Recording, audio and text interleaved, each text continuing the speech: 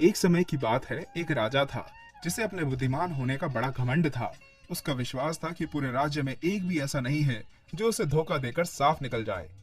एक दिन यह बात उसने मंत्रियों से कही। सबने हामी भर दी सिवाय एक के। राजा को बड़ा आश्चर्य हुआ। क्या तुम नहीं मानते कि मुझे धोखा देना नामुमकिन है? नहीं महाराज, मैं नहीं मानता, मंत्री ने कहा। हो सकता है यह बात औरों पर लागू होती हो, लेकिन मैं अच्छी तरह से जानता हूँ कि कुछ सुनार तो अपने ग्राहकों के साथ धोखा करते हैं, हमारे अपने राज्य में भी। मैं नहीं मानता, राजा बोला। मैं सभी सुनारों को बुलाऊंगा और उनसे खुद बात करूंगा। पर महाराज, अगर यह बात सच है तो क्या वे लोग स्वीकार कर लेंगे? बाकी मंत्रियों ने प्रश्न किया। आप लोग चिंता ना करें, मैं उनसे निपट लूंगा, राजा बोला।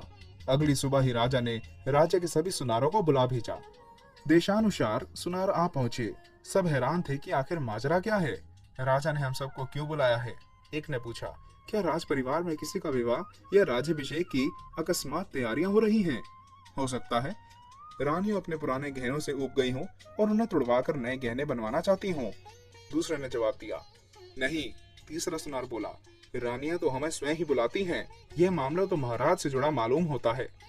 मेरे विचार से महाराज पड़ोसी राज्य को कुछ खास तोहफे भेजना चाहते हैं और कुछ गहने बनवाने की जल्दी में होंगे, एक सुनार बोला। इस तरह अनुमान लगाने से हमें कोई फायदा नहीं है। मदन, जो सुनारों में सबसे छोटा था, बोला, महाराज स्वयं ही बता देंगे कि क्या बात है। इतने में राजा कमरे में प्रविष्ट हुए। मैंने आप लोगों को एक सीधा साधा प्रश्न पूछने के लिए यहाँ बुलाया है और मुझे आशा है कि आप सच बोलेंगे, राजा ने कहा। यदि मैं आपको कुछ बनाने के लिए थोड़ा स्वर्ण दूं, तो क्या आप मेरे जाने बिना उस सोने में से जरा सा भी चोरी कर सकते हैं? और यदि आप यह काम किसी की निगरानी में करें, तो भी क्या चोरी संभव है? कमरे में सन्नाटा छा गया। हाँ, राजा ने उन्हें गौर से देखते हुए पूछा। बोलिए। सुनार एक दूसरे का चेहरा देखने लगे। जी हाँ महाराज, यदि हम सचमुच चाहें तो संभव है, सभी सुनार एक स्वर में बोले। अच्छा, राजा को अपने कानों पर विश्वास नहीं हुआ। आप लोग कितना सोना चोरी कर सकते हैं? हम चौथाई हिस्सा तक निकाल सकते हैं, कुछ सुनार बोले। हम आधा निकाल सकते हैं, दूसरे बोले। और मैं चाहूं तो पूरा ही उड़ा सकता हूं, मदन बोला। राजा ने नजर भरकर उसे ऊपर से नीचे तक देखा। मैं तुम्हारी बात नहीं मानता, पर तुम एक बार कोशिश कर देखो, राजा मदन से बोले।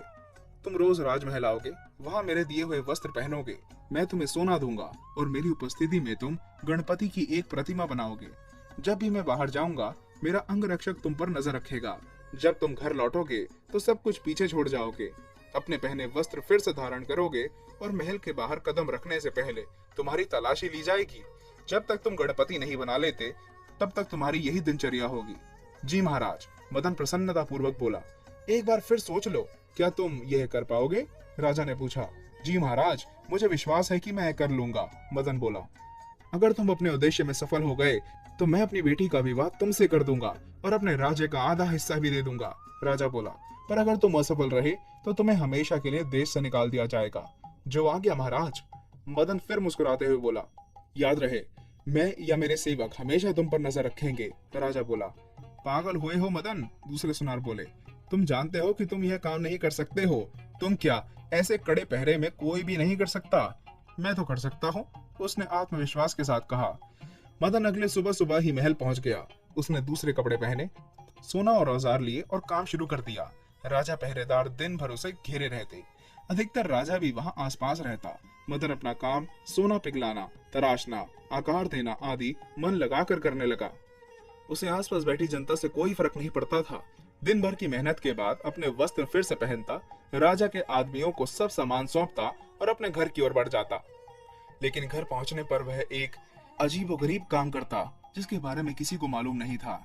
मदन पीतल की हूबहू प्रतिमा बना रहा था, जिस पर देर रात तक वह काम करता था। ऐसा रोज होता। दिन भर राज सेवकों की कड़ी निगरानी से वह सोने का गणपति बनाता और रात को चुप्पी में पीतल की प्रतिमा, जिसमें कभी कभी उसकी बहन उसकी मदद किया करती। आखिरकार 7 दिन बाद दोनों मूर्तियां तैयार हो गई। 7वें दिन मदन ने गणपति की सोने की प्रतिमा उठाकर सबको दिखाई। क्या यह पूरी हो गई? राजा की आवाज में उत्सुकता थी। बस महाराज, जरा सा काम बाकी है, मदन बोला। रात भर मूर्ति को ताजे दही में डुबाकर रखना होगा और अगली सुबह उसे चमकाऊंगा। यह बहुत जरूरी है। अच्छा, राजा हैरान था। मैंने तो पहले कभी किसी को भी दही में मूर्ति चमकाते नहीं सुना।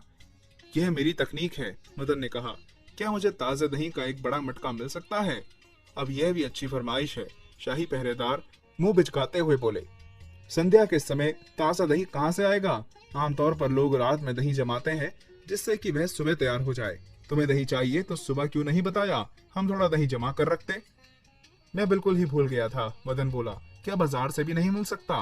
तभी उन्होंने एक युवती को सर पर बड़ा सा घड़ा लिए सड़क की ओर जाते हुए देखा। तुम क्या बेच रही हो? पहरेदार जोर से चिल्लाया। ताजा दही, युवती बोली। आज मुझे घर से आने में देर हो गई और मेरा दही बिका ही नहीं। अब इसे वापस घर ले जा रही हूँ। रुको, राजा का नौकर बोला, इसे यहाँ लाओ, हम इसे खरीद लेंगे। भगवान का शुक्र है, मदन बोला। मुझे तो चिंता हो रही थी, सोच रहा था कि दही नहीं मिला तो फिर क्या करूंगा। लड़की दही का घड़ा लेकर आ गई। मैं पहले इसकी जांच करूंगा, मदन बोला। जाने अच्छा भी है या नहीं, मुझे जब तक इसके पैसे नहीं मिलेंगे तब तक तुम्हें हाथ नहीं लगाने दूंगी। ताजा माल है, तुमने अगर खराब कर दिया तो आधे दाम पर भी कहीं नहीं बिकेगा, समझे? अच्छा ठीक है, हम खरीद लेते हैं, मटके के अंदर झांकते हुए मदन बोला। ठीक ही लगता है, कहते हुए उसने गणपति की स्वर्ण प्रतिमा घड़े में डाल दी। राजा ने लड़की को सोने की अशर्फी दी। वह जाने ही वाली थी कि मदन ने उसे फिर आवाज दी। यह दही अच्छा नहीं लगा, वह बोला। इसमें पानी ज्यादा है और इससे मूर्ति में वह चमक नहीं आएगी। मैं कल सुबह ताजा दही लेकर अपना काम करूंगा। और मैं क्या इस दही का अचार डालूं? लड़की गुस्से में बोली। अब तो इसे कोई खरीदेगा भी नहीं। खाओ फेंको, जो मन में आए करो, मदन ने घड़े में से मूर्ति निकालते हुए कहा। और खबरदार ज्यादा बड़बड़ की तो भूल गई, महाराज ने उसकी कीमत दे दी है। लड़की ने घड़ा उठाया और मुंह में कुछ बड़बड़ाती हुई चली गई। अगले दिन मदन ने मूर्ति ताजे दही से चमकाई और राजा के हाथ में दे दी। राजा ने अपने स्वर्ण विशेषज्ञ को बुलाया। इसे देखकर बताओ कि सुनार ने इसमें से कितना सोना गायब किया है। विशेषज्ञ स्वर्णकार ने उसे जांचना शुरू किया, लेकिन बार बार जांचने परखने के बाद भी उसकी समझ में कुछ नहीं आया। बताओ भाई, क्या बात है? राजा अधीर हो चला था। महाराज, इसमें तो रत्ती भर भी सोना नहीं है। ये कैसे हो सकता है? राजा एकदम हैरान था। स्वयं मैंने इसे सारा सोना दिया और इसने मूर्ति भी मेरे सामने बनाई है। इसे कमरे में से एक भी वस्तु बाहर नहीं ले जाने दी गई। यह सब तो मैं नहीं जानता, पर इतना जानता हूँ कि मूर्ति खाली पीतल की है। सोने का इसमें तो नामो निशान भी नहीं है, विशेषज्ञ बोला। यह तो कमाल हो गया, राजा चकित था। मैं ना कहता था कि मैं कर सकता हूँ, मदन मुस्कुराते हुए बोला। आखिरकार राजा ने मदन से पूछा कि उसने यह दिया कैसे। महाराज, क्या आप वादा करते हैं कि मेरे सच बताने पर आप मुझे सजा नहीं देंगे? मदन ने पूछा। विश्वास रखो, मैं तुम्हें सजा नहीं दूंगा, राजा ने कहा। फिर मदन ने सारी कहानी सुनाई। वह दही बेचने वाली लड़की मदन की बहन थी, जो ठीक उसी वक्त वहां पहुंची थी। जब वह लड़की महल में आई तो मदन ने सोने की मूर्ति दही में डालकर पीतल की निकाल ली। कहानी सुनकर राजा तो पहले हैरान हुआ और फिर ठाठ कर हंस पड़ा।